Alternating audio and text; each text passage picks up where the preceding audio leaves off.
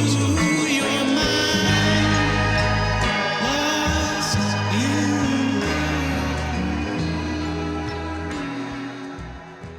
in. Yeah, it can get tedious. I think I think especially for today, a lot of artists have to figure out different ways of being able to survive, because realistically speaking, I know everybody's like, well, become a YouTube star. Good luck with that. I mean, it could take honestly. years, there's no like guarantee. And then even though you have like that financial freedom, like you're still locked in to that.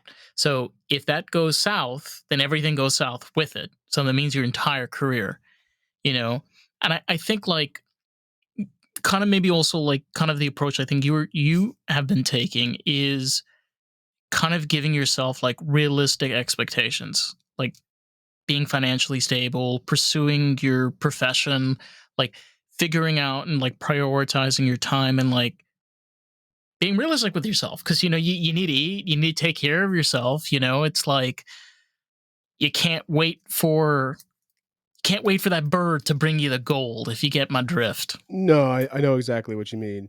It's like a very it is tough to reconcile your dreams with exactly how to, just survive and be a human being. And, if you have other responsibilities, it's tough. I know for me, I I'm first generation, so there's not any real money in my family, so there has to be some giving back to my parents and other parts of the family and stuff. Um, I know what you and mean. I'm also first generation. My father is from Morocco. that's what's up. Very cool. Um, so yeah, like when you have those responsibilities, um, things take a different tenor, for sure. Real quick, Yes. Dan, I want to make sure that you're actually getting good audio, because I'm seeing waveforms in your um, uh, You're section here. coming in a little bit low, so I would probably tell you just to raise your microphone just a little bit. I had this before with another guest. How about now? Yeah, that's ooh. There we go. Yeah, you have a nice Yeah, podcast voice. I'm just saying. I have a podcast. That's Isn't yeah. it? I just want to just veer off for just a second, by the way, Yeah. because this is important. Sure. A lot of the times, particularly even with my own experience, when you deal with artists, you deal generally with like, it's a spectrum, but like two kind of directions. You either deal with people that are very easy to talk to, like eager to talk about what they do and like their experience and how they're able to do things. And then you get the opposite spectrum of where like they're really good at what they do. It's just they cannot fucking sit down and talk about it. Mm. Oh, that's interesting. I don't know if I've ever made that like direct distinction. But yeah, I think that's interesting. I'm a teacher. You know what I mean? Right. I'm really used to talking to my students, and like trying a lot of different avenues and explaining a concept. And I like talking to people. As far as one of the main reasons I started a podcast myself was just to like constantly be in conversation with people and talking about things that we were passionate about. Not unlike what you're doing here, What I'm Yeah. doing over here is fucking wild. I mean, the fact that we got Trump in office, thank the Lord, because I'm okay for the next 4 years. Like, it's hilarious because the thing about it is, too, the conversations that I have Mhm. are a lot of the times controversial. Sure. Because I have my own opinions as an artist, and I have my own opinions as like, people can tell me from today till tomorrow, well, you have to understand that these days people have more independency and therefore, there's more respect to the community. That's true. Mhm. But you still have independent producers that are taking advantage of independent artists. You have indie filmmakers that take advantage of the people, and especially in the education world. When you talk about Mhm. teachers that are in special ed or recreational departments, such as like like the artist department, like teaching kids music and things. Yeah. Yeah. No, I think we all, unfortunately, like there are assholes everywhere. Hmm. It doesn't matter what stream of work you're in. There's just going to be people that are kind of shitty. Um, uh, Assholery. yeah, assholery is rampant. Yeah, you could say, um, and it doesn't matter if you're working in special education or there are asshole teachers, there are asshole firemen, there are there are whatever. People that take care of people, nurses, there are asshole nurses. Like there are people that are just not nice in every single line of work. They tend to, I feel like they probably tend to go towards finance, things that don't actually add anything to society besides making people more money. Um, Yeah. but I don't know.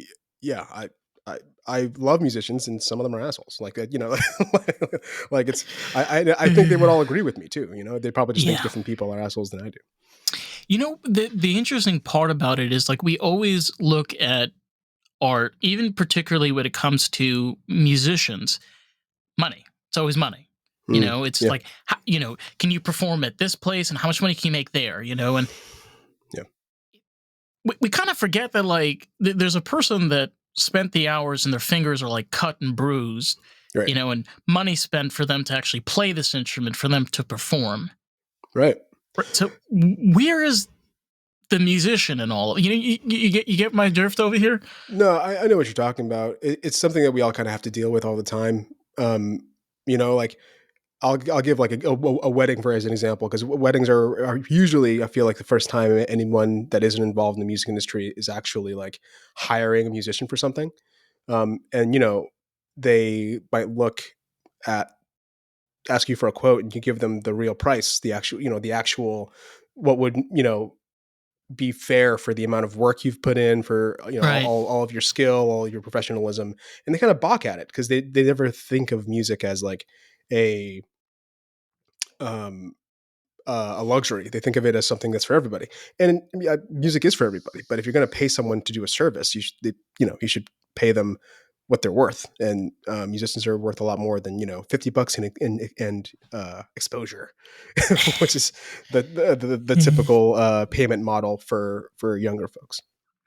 Well, it's all about also like attitude, right? Because as time progresses, and we do have now this independency, and kind of like we've been talking about since earlier, is like being able to structure out your artistic career, Mm. like I'm saying realistically, because Hmm. I've been always taught, especially from my own dad, that if you put everything in one basket, you're risking a lot, True. right? Yeah, 100%. It's like you can do the wedding gigs, and then you can also, for example, have the YouTube channel and do Sure. all of those things on the side, right? Mhm. It's all about that balance, and everybody's going to be different of how they figure out that balance for themselves.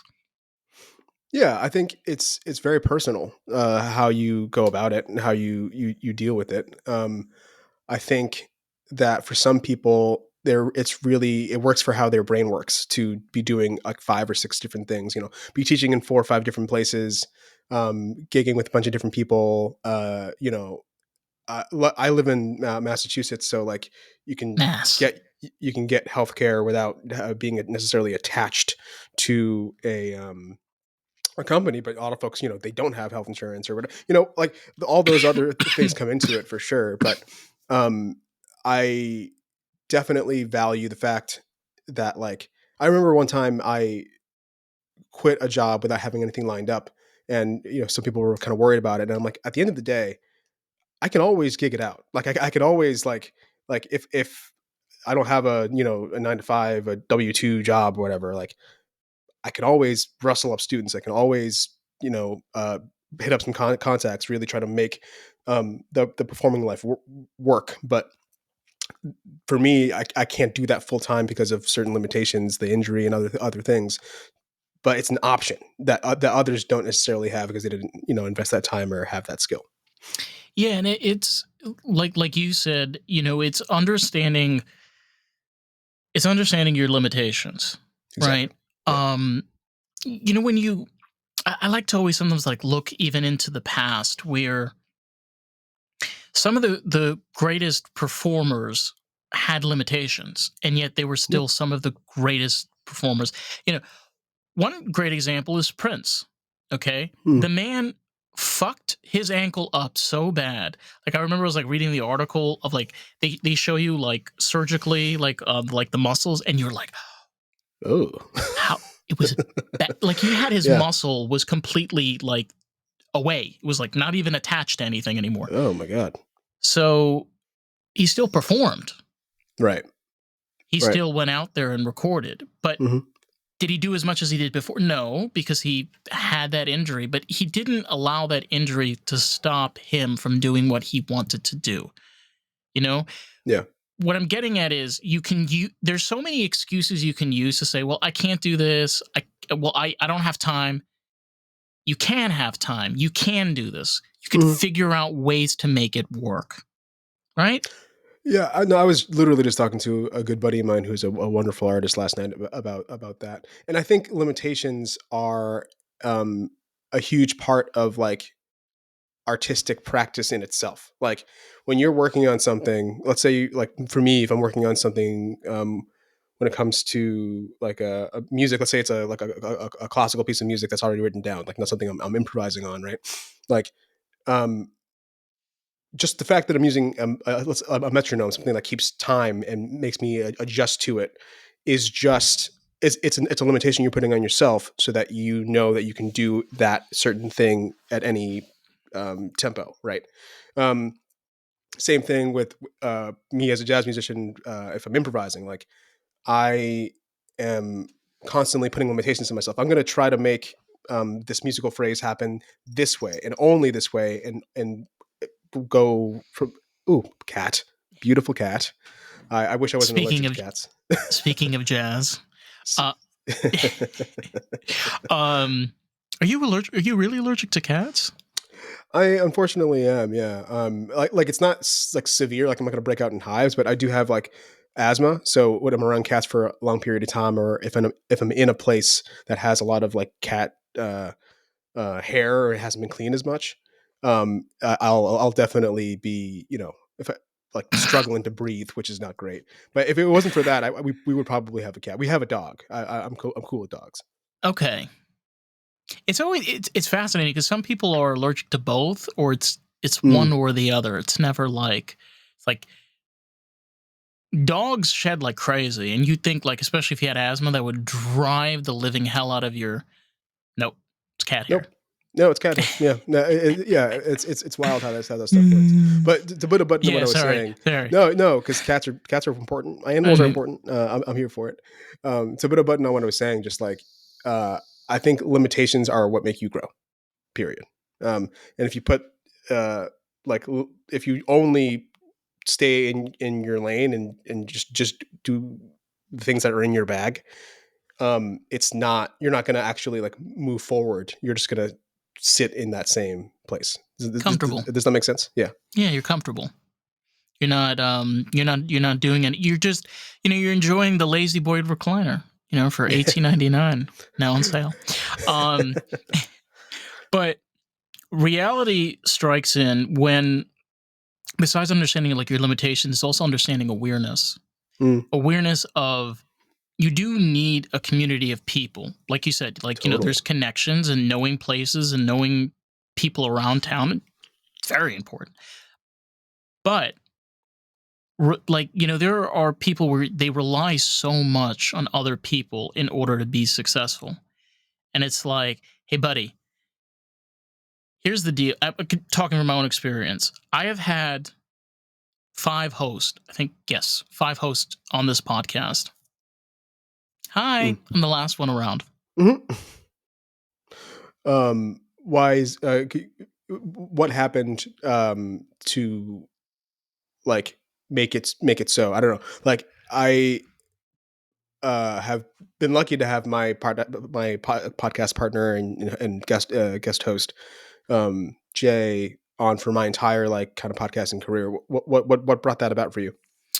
Well, I think the same thing applies even when you try to like I live out here in South Florida. So one thing very common out here is artists will book gigs in breweries. Okay. You can have where you can be in a brewery for 2-3 years. Okay. Sometimes what happens, either the brewery changes direction or you as an artist change direction. Okay. People go different paths sometimes in life. It could be 10 years down the line. It could be 15 years. It could be 80 years. Totally. I don't know. It just depends on the individual. I think in particular for myself, I would say I rely more on myself than I rely on others. Sure. And I think it's important, especially if you want to be successful on this planet, this insane place we call Earth. It should be on a tattoo. I'm just saying, throwing that out there. So what you're saying is your reliance on yourself just the podcast ended up with one host because folks might drop off, do whatever, but you believe in this thing and you're doing it, so it's going to happen regardless of who pops in and out because you're the pillar of this. Yeah. Yeah, I am lost in the groove. Like, it's what you make for yourself, right? What you as a teacher implement in your students, the experience that you implement in another person, they're going to remember you for you, regardless of all the things that you're creative and amazing at. Yeah. I agree with that to a certain extent. I think I know that I'm a teacher that relies on like my ability to get people to be chill around me. You know what I mean? Like some teachers have a lot of technique and they can kind of teach anybody. I think for me, if a student legitimately doesn't like me for some reason, that it's kind of tough for me to kind of break through and teach them because a lot of what I'm getting at comes from like my own personal experience. So I do think that has some limitations, Mm-hmm. because in an ideal world I'd be able to teach anybody anything, Right. but I do think I rely a little bit too much on charm, I guess. But I do feel being a teacher Yeah. is it's almost a different level because, look, we like being around people sometimes. Not all the times, but sometimes, yeah. Sometimes, all right. Having the ability to be in front of people on sometimes on a day-to-day basis and have to, like, you said, where you just have a student that's just being an asshole for no apparent reason, or just one dumbass. It's like, I told you for the fucking 15th time, G chord major, not C minor. To deal with all that shit, I go out of my fucking mind. But for some people, like, it's a level of like patience, like you said, like understanding that like not everybody's perfect. Not everybody's going to react the way that you want them to. But understanding and being able to listen and being able to teach, not everybody's able to do that. I think you know that. No, yeah, I 100% agree with that. No, there are a lot of people who do teach that probably shouldn't be, No. because they're No. they it's a way to make a living. It's not, but they're not actually there to educate people, not even just children, but just people, right? If you're venturing to be a teacher in the idea of making a living, I think you should look at other venues and other careers. I think you're looking in the wrong direction. Because to be honest, teachers don't really make a lot of money in this country, like No, they don't. throughout the spectrum. So if you're doing it for the money, No, it's tough, right? Well, Yeah. okay. I mean, I'm a musician. There's a Right. ton of money in music, right? Well, like Yeah. there's it varies, right? And it's something I'm passionate about, of course. And I have tried in some ways been successful in making it like my career. But there's a lot of luck involved in just making it happen. You get the right call, you were prepared at the right time. and You're seen by the right person. Hmm. right, exactly. But the day-to-day life of a like a middling musician who does a lot of local stuff and does a lot of GB work and whatever, it's not very glamorous at all. you know um I would say being a teacher might be a bit more consistent than being a musician. um but yeah, I guess it's all about what will let you sleep at night.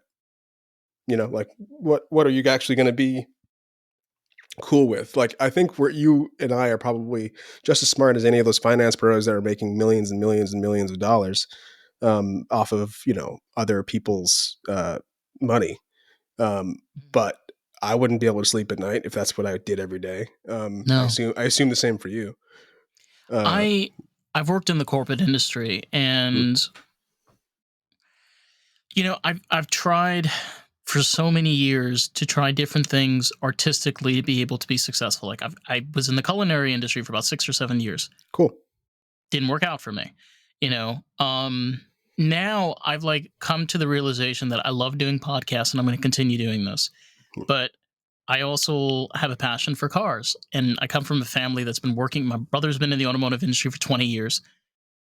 I want to work on cars. I mean, hey, if I'm going to do something and I want to get paid for it, I'd rather do something artistic, And sure. if you open up a car, so beautiful intake manifolds, the camshafts, the lobes. Sorry, I'm getting a little horny right now. Vroom vroom. But that like the same thing for yourself, right? You have a passion for jazz. You have a passion as a musician, and you also have a passion to be able to teach. You know, all of those things is what makes you an artist. The Hmm. same way I feel that me being an automotive technician, doing podcasts and other things that I do makes me an artist. It's like you said, there's luck for there's luck for the chance of it. Okay, I'm not waiting around for luck. I want to enjoy my life right now. So how can I make my life enjoyable right now? Right? Yeah. Yeah. No, I mean, you're essentially saying like YOLO. I hate that I just said that, but Bring it back. I mean, I feel like 2012, um, there was a bit more hope in the air. I wouldn't mind going back to 2012, maybe shaking me and say, make a different decision. Hmm. Oh Uh, damn, 2012 was actually 2012 was a pretty good year. yeah. Yeah. There was a lot of, I don't know. There seemed to be, a feeling that you could make change. I don't feel on my dark days that right now is a moment where you could feel like you can do something and make a change. On my good days, I'm a bit more hopeful, but I think we're all kind of in the stink at the moment. We can The only change that we can make is from ourselves, in the sense we're this podcast, your students. I mean, we can, the thing. Okay, I want to venture off of this because I talked about this on a previous episode because there was a scientist that was talking about this, and he said that our understanding of consciousness is that it's not a single consciousness that we're attached to. It's a consciousness that's made up of trillions and trillions of consciousnesses to make one.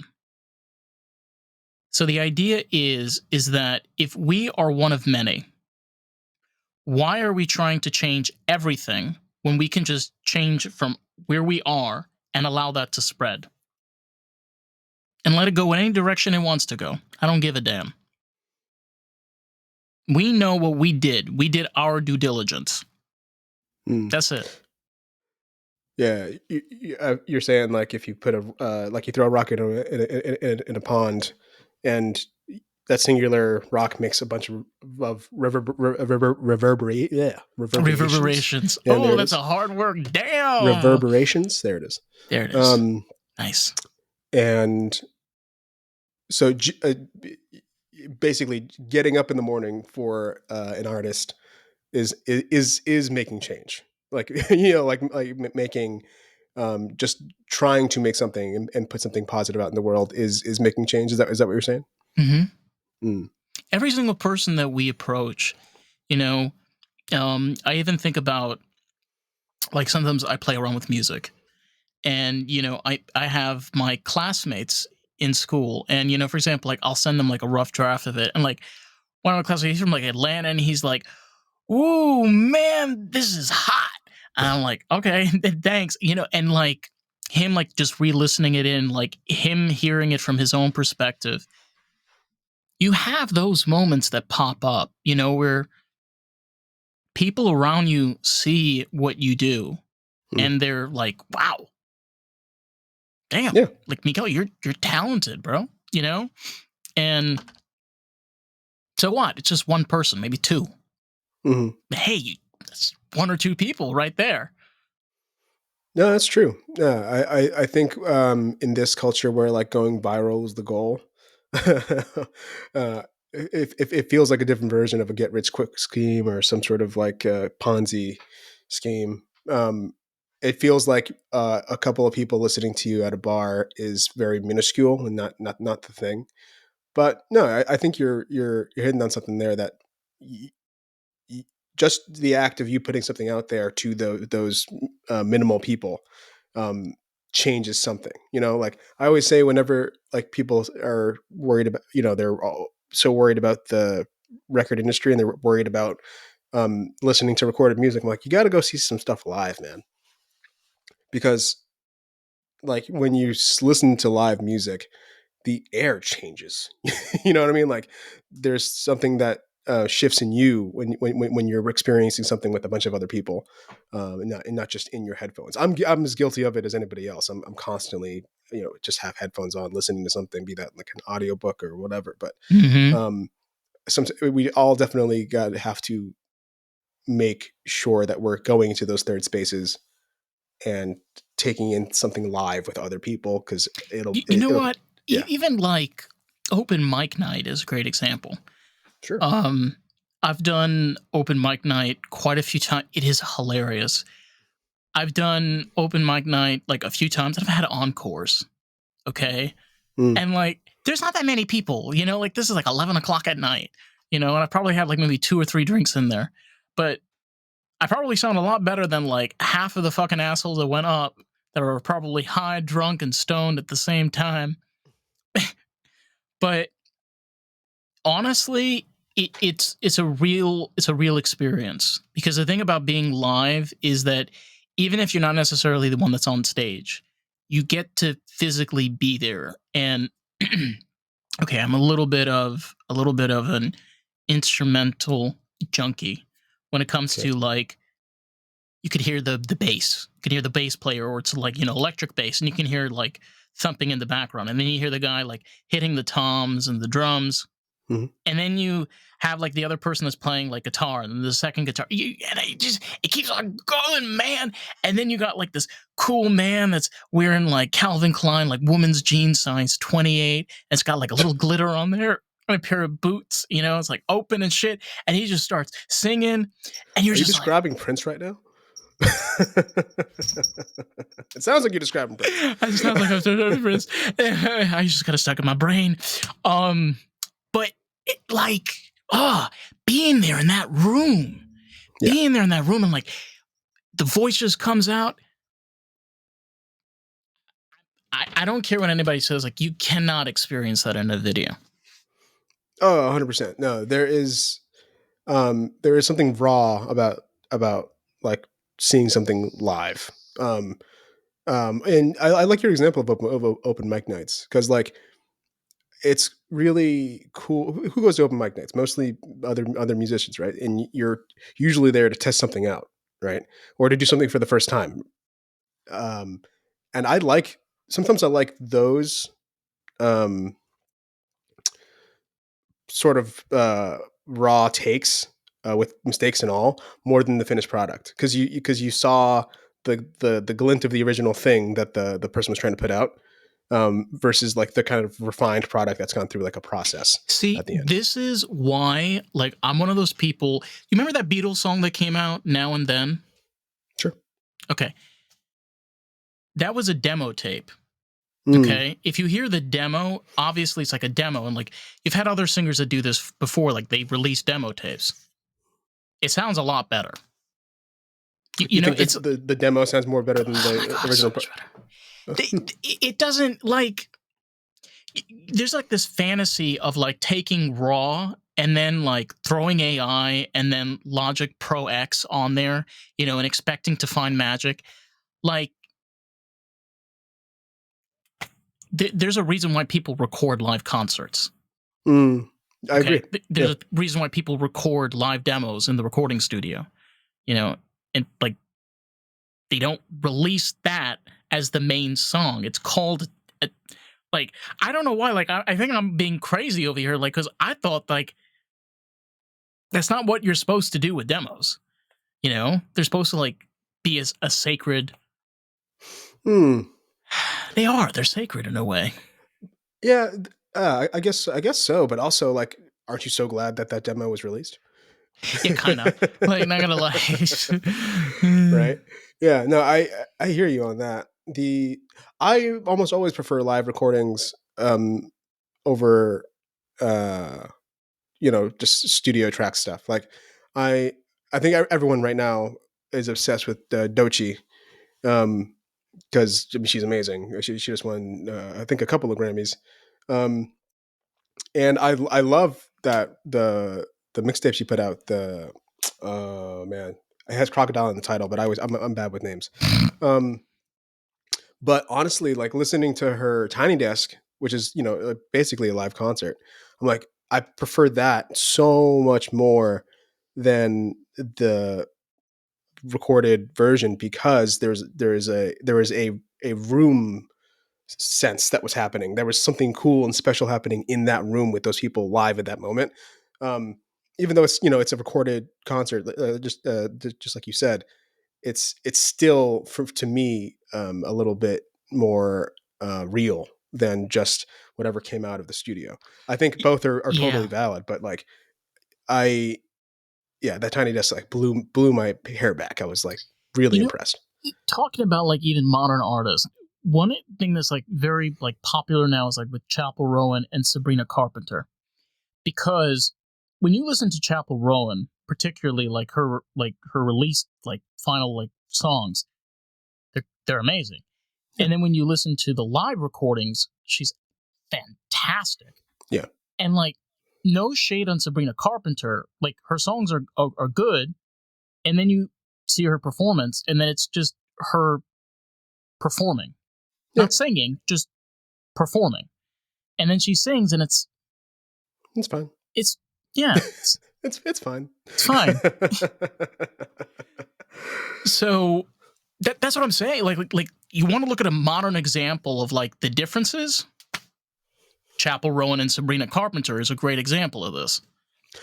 Yeah, I totally agree with that. I mean, I'm not a huge fan of the Grammys or anything, but I do pay attention to them, obviously, because it's like part of my industry. Don't really want to, but when you see one of Will Smith's kids put on a fucking house on his head, you just start scrolling. You tune in. You want to want to check it out.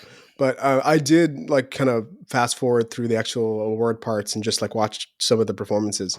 And I was funny to me that I think Sabrina Carpenter was like first or second or third, like really early up in the lineup for Grammy performances, and Chapel Rowan was like way towards the end.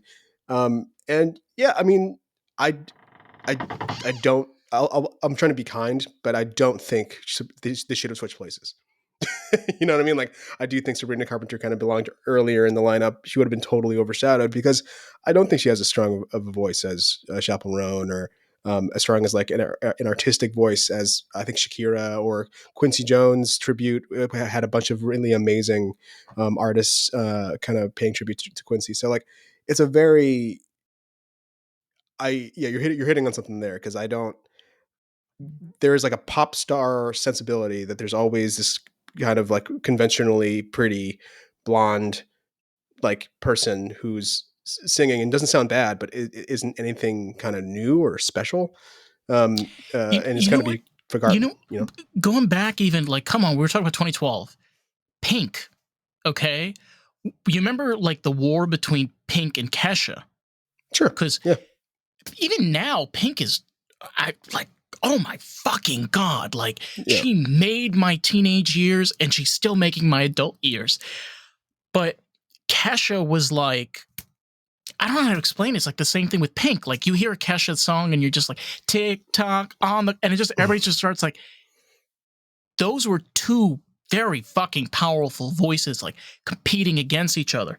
Yeah. What's confusing to me is, especially like now, is like the competition is like one is incredibly weaker than the other one. And like, I'm pointing this out to you because particularly when it comes to jazz, this is a great example, right? If you have a strong pianist and then you have a strong guitarist, that's a great combo. But if you have a strong bassist, it's just going to kind of fuck up the mess. You kind of want to make sure you have like a level out of what you want in front, what you want in the middle, and what you want in the back, or depending on what you want to do. Does that make sense? When you say strong, do you mean what do you? Yeah, what do you mean by strong? Because I think when you're putting together like a group for a project, you should definitely have an idea of like what you need, like what every single one of those people kind of brings to the table. Um, so like you want all those players to be super strong, right? But You don't want it them to depends. you don't want them to overpower each other. That's what I'm Oh saying yeah, is. totally. So if you have a pianist that thinks he's the best pianist in the world, and you have a violinist that thinks he's the greatest violinist in the world, like, you're gonna have competitions against each other Sure. in Okay. I see in what you're that saying. environment. You understand what I'm saying? Yeah, no, I think putting a bunch of type A egos in a room together is not necessarily the recipe for success. I but I do think that the most important thing in those scenarios is less the ego and more respect. Like if everyone has a mutual respect and is like willing to hear where the other is coming from and willing to go down whatever like artistic or musical rabbit hole the other is going down, if especially if they're improvising. I think if there's trust and respect in that group, regardless of the egos, it'll work out because everyone will understand their role. I think if you're playing music at that high of a level and you don't understand your role in the music, then I don't even know how you got there. It's funny you bring that up because for me, one great example is Japanese jazz. Okay. Like, particularly, like, I sometimes like listen to like old tracks from like the 70s and 80s Sure. where, a lot of this is like recorded live. It's Mm. not even done in a studio. And you can hear them just randomly playing. Like, they're not even, but it's just one after the other. It's like one just goes and the other one just knows immediately how to follow. Right. That is like a level of craftsmanship. Like, damn, you really know your band members well. And you're able to Yeah. perform in that, Damn. Yeah. Yeah. I mean, and I think I wouldn't necessarily just attribute that to Japanese jazz No. musicians. I'm just giving Yeah. that as an example, like from like my own like perspective and observation. Yeah. I think um, when you come up as a jazz musician, you have to learn standards, right? You have to learn kind of all this music from like the Great American Songbook, all these old musical tunes that turned into jazz standards and things like that, right? Think My Favorite Things from Sound of Music turned into a jazz standard when John Coltrane recorded it in the late 50s, early 60s, right? So, like, you learn, I don't know, 40 or 50 songs, and you have memorized, and they're kind of in your head and you're in your lexicon. And you go to a jam session, and then you're kind of being brought along to this process of how this all works and how the tradition works. Okay, it's a quartet. There's a saxophone player, a drummer, a bass player, and a keyboard player, right? Okay, the saxophone player is gonna play the melody. They're probably going to take the first solo. Who's the next instrument that goes? Okay, the piano player goes next.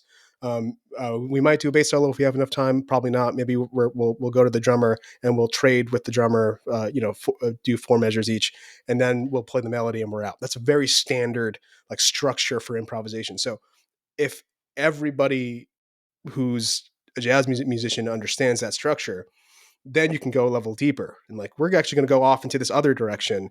And then from there you can go even a level deeper and like we're going to go into a bunch of different directions and at the highest levels of musicianship you can just kind of do that. And it's not a very it's not that it's not difficult, but those people have kind of paid their dues and learned and understand the tradition at such a high level that they can just sit down, play, and everyone else kind of knows what's going on. I think what is forgotten is where you are now didn't happen yesterday. Oh, 100%. It could happen 20 years ago. It could be 35 years of work to get where you are. But a lot of the times when you're an outsider, where you're just talking to the person, you don't see all of the work that they've put in to be where they are now. You're like, how come he gets to pick up the saxophone and be able to just pull out any chord like in a blink of... Because he spent 28 years on a saxophone doing this, right? Somehow we've made it back to the wedding band conversation. Somehow we've made it back to the wedding band conversation where like the person doesn't understand what exactly they're trying to pay for, right? Because that's exactly what they're trying. What they want honestly is an iPad, like just in someone to press play. That's what they want, but they want the aesthetic of someone playing live. And I do think live music is better, but yeah, it's a hairy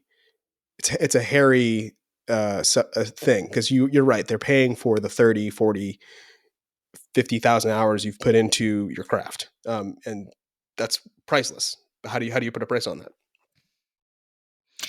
It's weird because, having respect for craftsmanship and the work level of detail that people put in, I kind of feel this almost gets lost. When you live in a society where a lot of things are automated, you kind of lose that understanding of, okay, I'll give you a great example. All right. On the car side of things, people think that, well, because cars today are electronic, they're more automated. Keep in mind, there's still physical elements. Okay. There's still wiring and connectors and pins. There's solenoids, there's actuators, there's relay. I mean, I could just go down through the list. These are all physical things you can touch and feel and test.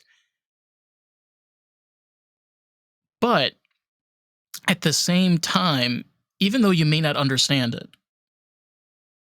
having that respect of like, even though I don't understand it, I'm going to respect the person for what they do.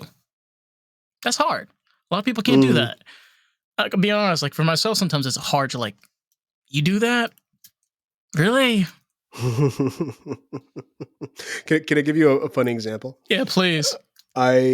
Whenever I'm on like a small road and I see an 18-wheeler like semi truck driver, like just like back their stuff up into their wherever they're loading in or loading out of, I'm just in awe.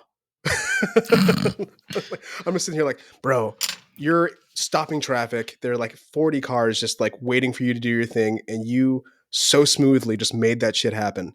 And driving is a craft. I would assume you feel that way as someone who just loves cars as much as you do. Oh, I drive every day. Yeah, hell yeah, every day. But like, yeah, watching that dude with like 20, 30 years of trucking experience just like wheel that shit in like it's nothing. Respect. Do you know there's some dudes that remember doing that before video cameras? So these days those semis have cameras, but back in the day they didn't have cameras. Yeah, you just have to know the dimensions. You just have to understand it inherently. Mm-hmm. Yeah, so if you were that fucker that decided to fuck up that day, ouch. No, no, I don't want to be that person. But no. I definitely feel you on like there's so many people doing so many different things. Like even within, I'll be honest with you, like even painters. I sometimes have a hard time understanding painters. I'm like, so you spent 92 hours on this picture. 92 hours. And that was like $4,000 in material. Wow. Like What's mass so? respect. Are you saying you do respect them, or are you saying like No, like like the same thing with like truck drivers. I'm okay, like, I'm in yeah, awe with these people. I'm like, yeah, how the hell do you do that shit? 100 Like, percent. takes me like a year to finish one picture. Yeah, sure. Yeah, no, man. Yeah, I think there are some people who are built a little differently. Who like they can do that and not sell the painting and not make their money back and still find it um, rewarding because the whole point of it was just the art. Um, I'm assuming that the money's still nice, but uh, Oh, the money is very nice. Very, very nice. I mean, it's the same thing that apply. I I don't know, you may have ran into this like particularly when it comes to teaching because I was like told that oh, the automotive industry is a great industry to be in. It is. It's a great industry to be in. The problem is that it's very much run by corporate. So if you want to be successful, you have to be independent. My brother did that, and it took him 20 years. mm-hmm. No one, no one warns you that this shit is going to be difficult, right? Mm. Everybody's like, it's going to be great. Like you're going to have a great career. Like it's going to be smooth. But nobody tells you all of this shit that comes along with it. It'd be nice to get like a little something, like a warning pamphlet. Yo, I feel that. I'm that guy to a lot of people. I'm the flashing warning sign, like they say in Easy. Well, my 9 to 5, I advise music students at a local school, and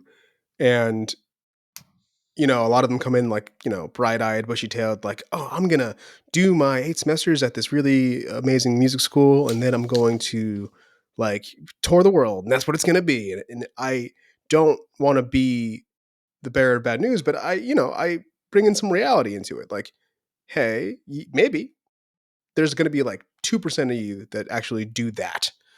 So what else, what do you want to put out into the world? What do you want to do? Like, cause like that might not happen for you.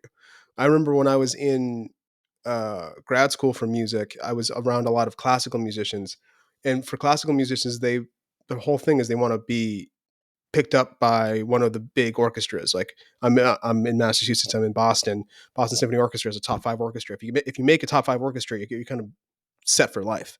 Mm-hmm.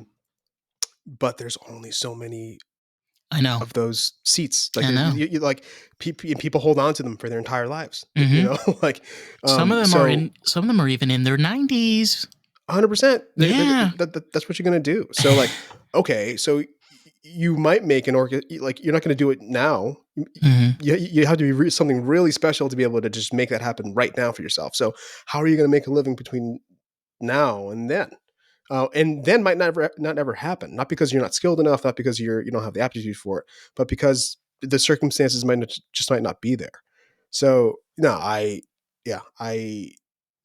I'm often just that flashing warning sign of like being an artist is very rewarding and it's not easy, and it's going to be something that you're going to have to work towards your entire life, and you might not make it where you want to make it. Period. Yeah. It's very. I mean, there are so many examples. I feel this way like a lot of the time, even by like Amy Winehouse. Mm, Just that thought of imagine if she did not die and she was alive now. yeah. But here's the thing: she ain't around anymore, but we still have all of what she left us. One harsh reality that you might have to accept: you may not experience the success in your life. Yeah. It may happen when you die. Yeah. It happens time and time again. Van Gogh. Great example. Probably the classic example, right? Mm-hmm. Um, Thinking of a classical composer, Bach. Bach wasn't he wasn't that dude when when he was alive. He had a regular church gig. He was playing church services 7 days a week for his entire life. Had like 20 kids. Was trying to just pay off debts. Afterwards, they found all these beautiful piano music, and like it's become like a staple for all of anyone who studies piano, right? But like, I nah, think it's crazy when you even think of like Mozart, right? hmm. That when he became successful is when he became deaf. I think you're thinking of Beethoven. Beethoven. Um, like, isn't that crazy? Like, you're successful, but can't hear a thing. Like, you like, Yeah, no, that's a terrifying thought, and it's not one that I relish. no, no. But Yeah. that's the idea, though. Is like this idea of the one-way ticket, the golden ticket, as Yeah. Willy Wonka put it. There is no golden ticket. Yeah. There is no chocolate factory. Like, Just blind luck, straight blind luck. yeah, damn. Reality is kind of fucked up sometimes because you're like, you watch so much television and movies, and you're on the internet and you're like, wow. And then, like we've been saying over and over again, it's like reality does seep in. And, to your point, like sometimes you just wake up and you're like, holy shit, why the hell am I in this matrix? I mean planet Earth. It doesn't feel real sometimes. You sometimes like sit there to yourself and you're like, am I alone in this? I remember once I was coming back from a flight and I was in the airport. I think this was in LaGuardia, if I'm not mistaken. And I remember I was like just sitting there. I was like having a really hard time. I had went to see a friend, and it was just an awful experience. So I'm waiting in this airport, and I see this couple. Like, they have the airport seats, and then kind of a little further down, and they're fighting. Mm. And I'm kind of like, he's dropping. Come on, it's like, It's kind of hard not to if people are fighting. right. And I'm waiting for my a little, flight. yeah. And make a long story short, it turns out they were going on their honeymoon. And she found out that he cheated on her. Whoa. And they were on the way, like at the gate. I just, Yeah. it sinks in, and you think to yourself, wow, like, I feel like I'm the only one that's having a shitty day. Mm. But yeah, this couple's lives are being destroyed right now by it sounds like the choices of one of them. But, yeah, no, I feel that. I think perspective is important. You aren't the center of the universe. Everything's gonna roll right on without you. Oh, hello, kitty. I know she just comes in and out whenever she wants to. What's the cat's name? Her name's Twix. That's a perfect name for that color. Adorable. Yeah. I mean, we sometimes joke you either get the right side or the left side, depending on the day. I see. I still love those commercials, by the way. I don't know why they got rid of them. But honestly, like, you have many artists that really know how to capture that awareness. And you could definitely feel that in their music and in their work. Even sometimes people that they're broken. We got to remember that, like, I think something I've realized along the way, a lot of artists in particular, traumatized pasts. Yeah. There's a reason why we're creative. Trying to keep the boogeyman away. Yeah. No, yeah, just trying to keep some light in your eyes a little bit. Yeah. I think a lot of artists their main coping mechanism is their art, which I think is troublesome. Honestly, I think something I always tell my college students um, is when they're first getting to music school is like, you should find a thing that isn't music to relax, because now music's your job and you don't really know what that means yet.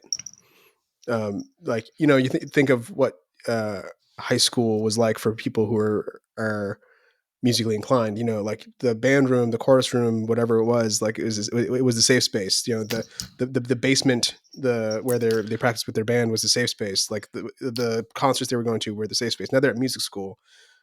Now music's still a really important part, I think, for you, but it's your job now. It's the thing that you have to do for a living. So for me, like, the nerdy stuff I nerd out to, cooking, like I needed a different outlet to actually relax, because music wasn't and isn't the most relaxing thing for me, because it's part of my job. So I think everyone needs that other outlet when they make their passion their work. Yeah, it's important. I mean, to my point, like I said before, I mean that's kind of why I picked the car industry and Sure. cars, because you know, drawing and doing podcasting, the nice thing about working on cars is you don't really talk to anybody. You just Mm, kind of sit there with your own tools and you repair what you need to repair. Um it sounds lonely, but to be honest, sometimes the thing that's fucking you up the most is what's in your fucking head. Let's be honest. mm. Yeah, sometimes you just need to take some time for yourself. 100%. I feel that we sometimes our brain moves faster than we think. In the sense where we sometimes make very quick decisions, sometimes like purely emotional decisions. Um and I think especially like when you are picking something that already is so vast and so many people are doing this and you want to do this for your own sake, there needs to be like a level of clarity for your own Yeah. self. I mean, you could talk for your own students, having like, I get you want to get there, but remember that there's 389 steps before you get to 390. 100%, man. I get so many students coming in first semester, and they're like already talking about grad school, and I'm like, yo, you got to worry about ear training tomorrow. Like, you don't got to worry about grad school or anything that, like, it's not, you're not there yet.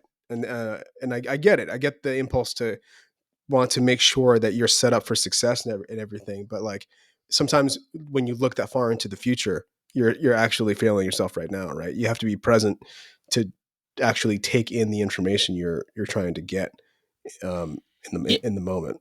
it's really understanding of what we can understand. I mean, realistically, we can understand maybe tomorrow, maybe 3-4 days if you're scheduling appointments or things of that nature. But just as unstable the past is, the future is the same, where you are making the future. So, in order for you to make the future, you need to first know what's in front of you. I think like the I give you a great example, by the way. I mean, I've been doing this podcast since 2021, right? There's been a lot of shit that's happened since then. There are a lot of people that they stop after a year, they stop after 2 years because they don't have that balance. You need to be able to have that ability in order to be successful. Otherwise, you're just going to keep on doing things, stop them, fail, and then settle and end up being miserable with your life because you've gotten absolutely nowhere. Yeah, you got to stick to it in some way, shape, or form. Like, and I feel sustainability is the thing, right? You can't constantly put 120% of your cup into one place, or you're going to burn out, right? You got to be able to kind of diversify a little bit. Quantify. Is that a better word for it? Quantify? I don't know. We've been using a lot of scientific terms, and I don't hate it, but some people are going to be asking questions like, oh my God, do I got to check up now Webster's dictionary to figure out what these words? It's hilarious when you think that people will understand certain words and they're like, what? And you're like, you never heard of that before? And I'm like, no. And then you got to like actually pull up a dictionary on your phone. Obviously, we don't carry dictionaries no more. Yeah, I mean, we have the whole of understanding of the world in our pockets now. So why carry around a dictionary? Yeah. I mean, it's kind of crazy because if you go back 11 years ago, making music was a lot harder. There's a lot more physical elements to it. You had to pay a lot, for certain programs, particularly, and then you had to make sure you had all the equipment, and you had to make sure you had the right space. Yeah. And now you can be in a fucking spa in the Crunch Gym and press play, and you're good to go. Yeah, no, the technology is interesting. I mean, and also the way people access, right? Like, I don't know, in like 2006, I think you couldn't upload a video to YouTube that was longer than like 10 minutes or so, right? Now, like, Hours. there's so much just stuff to put out there. I think that it's both a negative and a positive, right? The positive is that everyone that wants to be able to make music can make music in some way, shape, or form. The negative is like the chance. It's like a heat needle in a haystack. The chances of like someone actually finding you and liking your stuff, which brings us back to the kind of social media aspect of being an artist and trying to constantly sell yourself. I struggle with that a lot, honestly. Like I struggle with the constant like feeling like I should be posting about this or like vlogging about that or whatever. Even podcasting, I'm like I want to market myself. I want to make sure people can actually listen to it and people that might be interested in it or it could help them can find it. But like the constantly putting yourself out there and kind of shouting into the void, it can cost you a little bit. It can be difficult to kind of deal with. What's crazy is that when you're dealing with like the outside world in particular, like you were saying, I had even one of my classmates the other day. He's like, why don't you make shorts for the podcast? You know, I'm like, they're on Rumble, they're on YouTube, full length videos. You want to watch a clip? Go on there and you can watch. Like, I'm not trying to be like, I don't want to do this. It's where I have so many other responsibilities in my life that I feel that I am doing the best I can with this, right? Yeah. I'm not setting myself up for failure. I understand my limitations. Remember, we were talking about like the idea of burning yourself out. You want to get all the way to music school. You want to be able to graduate, and you got to put in the goddamn work from start to finish. Right. You know, that may be sacrificing your Friday nights. That may be sacrificing your whole fucking week. Mm-hmm. But like, I don't know who said that this is going to be easy, but it ain't. It never will be. It's not. It ain't easy. Yeah, that's the goddamn truth. No, none of this is easy, man. But we're trying, and I'm thankful other people are trying because when you see it, you can be it. You know what I mean? Like when you see other people trying to make it happen and put the work in and do it over 4, 5, 6, 7, 8, 9, 10 years, and still not get it, but eventually get to a place where they're successful and able to make a living off of their art. Yeah, it's possible. It's hard, but it's possible. So It is. We should keep that going. No, 100%. And I think that in the end of the day, all in all, it's about staying happy. You know, like we said, like you're always going to have hard moments, but the main thing is that to be able to have that happiness in your life, you know, whether that be a partner or a new house or a new car or maybe, you know, could say even for your own self as a teacher, where you have one of your students that's like comes up like, oh my god, you like made my fucking life. You know, you meet up with them like a few years later, and they're like actually doing pretty well. Those are things we look forward to. It's like, yes, life is shitty, world is fucked up. I get it, but we have all of these other things that can make us happy every moment of the day. Yeah. May not be every day, but we have those moments.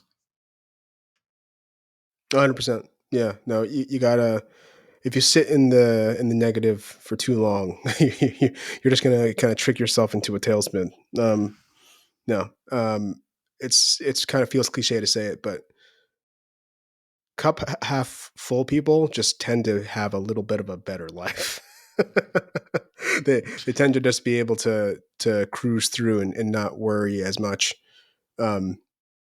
And I strive to be one of those people one day, but I'm not one of those people all the time. But hopefully I can make it more than 40% of the time. It's a lot of work, you know, and nobody completes everything in their life by the time they die. You know, there's going to be a lot of things that you're going to want to do that you never get there, or whatever the case may be. But you have those other things that you did do, regardless of the things that you didn't do. True, 100%, 100%, man. Yeah. Wanted you to maybe, because we've been talking about this like for the past hour, a little bit more about your podcast, because I know you're a teacher. Yeah. I know you do jazz, and damn, that is a lot of information to keep in one head. But tell me a little bit more about your podcast. Sure. So I run a show called PlayBlack. It's basically two nerds of color talking about how nerdy shit affected them, and all the stuff that we want to see out in the world. I like you said, I'm a musician and a teacher, educator. My partner is also a musician, but he's also an author and an actor, and he runs a small nonprofit that helps artists with their artists of color specifically with the kind of back end services that they need for themselves here in the Boston area. And it's a place where we're trying to build community and around the stories that make us happy, and all the aspects of those stories, be that the musical aspects or the actual written word. So yeah, PlayBlack, check it out anywhere you find podcasts. And also, we're also working on an audio drama called My Blood the Ink that I'm composing the music for, that Jay wrote and performed in alongside a huge cast of wonderful actors that we were able to find in the area. So check that out, My Blood the Ink and PlayBlack. You'll have a good time. Yeah. I mean, hey, whenever things get nerdy, I'm just saying, I kind of want to hear the tea. Yeah, man. Like we get into it. We get into all the nerdy little tidbits and things. Anything from like comic books, action figures, fantasy. We've interviewed a lot of authors lately talking about their books, which is pretty cool. Anime, any form of TV or movies. Just giving hot takes and trying to bring some positivity out into the world. It's funny you mention anime, because like a couple of months ago, I was introduced to food anime. I did not know that was the thing. I was food anime. Anime. What'd you watch? So there is like this food anime drama where it's food that's like anthropomorphic or something. Okay.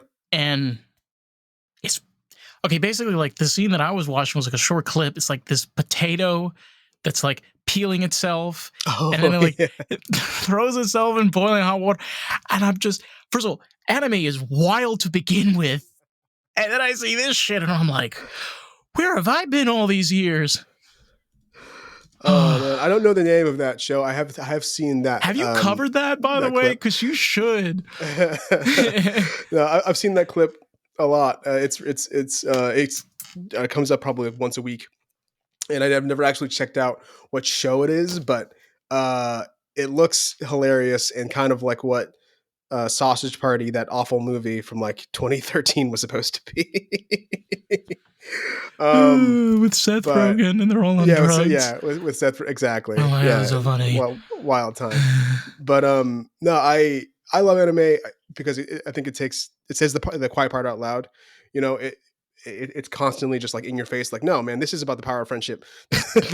This is about the belief in yourself and believe in others and the greater good, and you know, everything bending towards justice, all that good shit. All that It's jazz. cheesy, it's weird, but sometimes you need a little bit of that. You know, kind of radical positivity or radical belief in what you're watching, because a lot of times shit is bleak. So oh yeah, and I mean, hey, just throwing that out there, you know, future idea for food anime podcast episode, just throwing it in the universe. I'm picking up what you're putting down. Question for you, man. I know that you have the podcast. Do you have any social links? You know, like a website, Instagram, YouTube, which I'll add a card, by the way, if you have YouTube. Yeah, sure. If you go and follow PlayBlack podcast on Instagram and TikTok, you'll find us there. If you want to follow me, you can follow me at Miguel_Wiggle on Instagram. So 90s. So 90s. So 90s. So 90s. Showing my age there for sure. If you want to check out my website, it's MiguelLandestoy.com. And I'm sure you'll have some stuff in the description, but if you check out the PlayBlack link tree, you'll find all my stuff there. Okay. That's awesome, man. And then listen, Miguel, it's been an absolute pleasure to have you on. And I mean, hey, you know, one of the best things about jazz is getting into that vibe. So just saying. You're not wrong, man. You're not wrong. No. It's vibes are good. The vibes are good for this conversation. Thank you for having me on. My pleasure. And listen, anybody out there want to check out more of the podcast, you know where to find us at Lost in the Groove Pod. So with that, motherfuckers, catch you on the next one. Peace out.